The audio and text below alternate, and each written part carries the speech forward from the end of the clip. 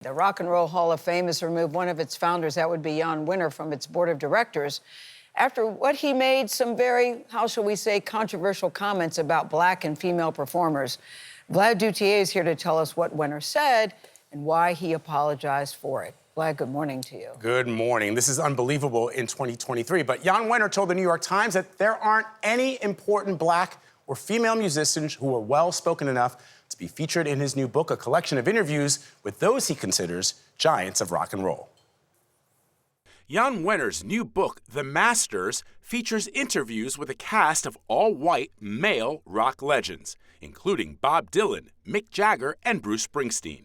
In a wide-ranging New York Times interview published Friday, Wenner was asked why no women were included in his list. It's not that they're inarticulate, although go have a deep conversation with Grace Slick or Janice. Please be my guest. You know, Joni was not a philosopher of rock and roll. She didn't, in my mind, meet that test.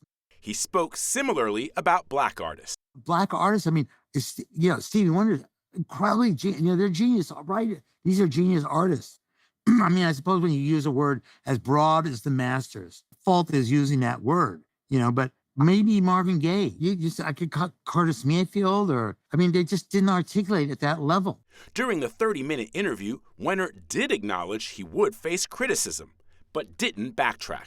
Just for public relations' sake, maybe I should have gone and found one black and one woman artist to include here that didn't measure up to that same historical standards, just to avert this kind of criticism. On Saturday, Wenner apologized, writing, "I made comments that diminished the contributions, genius, and impact of black and women artists.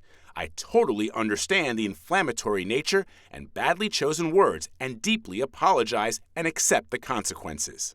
Wenner and Rolling Stone magazine, which he left in 2019, have always welcomed controversy, as he noted in our interview with him last year. Did you want to be controversial? Because you had a lot of controversial things in your publication. No. Were you thinking that? I didn't set out to be controversial. I mean, it just happens, and you discover quickly that, well, that's great. If you're in the news business, that's what you want. The extent of this was absolutely shocking. But Jem Aswad, the executive music editor for Variety, says these comments could tarnish Wenner's legacy. He kind of doubled down.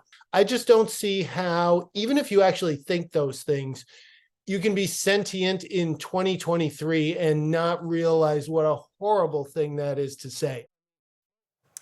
It's worth noting that Rolling Stone published its 500 greatest albums of all time a while back. 5 of the top 10 were by female or black artists, including Joni Mitchell's Blue and Stevie Wonder's Songs in the Key of Life. So Janis Joplin's no longer around, Grace Slick is around, but so is Gayle King, so is Joni Mitchell, so is Patti Smith, Quincy Jones, Diana Ross, of course, Quincy Jones. Stevie Wonder. Smokey Robinson. We got lots of ideas, Vlad. There's a lot of people, Nile Rodgers, they're all around that could speak to this. He doesn't have to include them. It's his book. He can include whoever he wants. But the language that he used about black artists and female artists is astonishing because essentially black Americans created rock and roll. And Fats Domino, there's a great clip, Fats Domino talking about it. Little Richard and Chuck Berry saying that what we call rock and roll, he said this in 1955 or 56, we've been playing in New Orleans for the last 15 years. That's right. Which y'all are calling rock and roll. All the people that he honored would certainly cite those people. The Mick Jaggers of the world. Yes. As their influences. The Bruces, yes. They would say that their influences, they bow to those legends, not to their themselves. That's why this stung to me a little bit. It actually hurt my feelings because we know Jann Wenner. I know that he's a smart guy, and I heard him say it, but I can't believe that he really feels this. But that's the lens that he sees music through. Yeah. So then, and if he listened to those lyrics of those artists that he purports to love, like Bob Dylan or Bruce, how do you come away feeling the way that you feel? See, my fear is generations from now, history will look a lot different, and sometimes these pieces will rewrite what the history of music is and should be.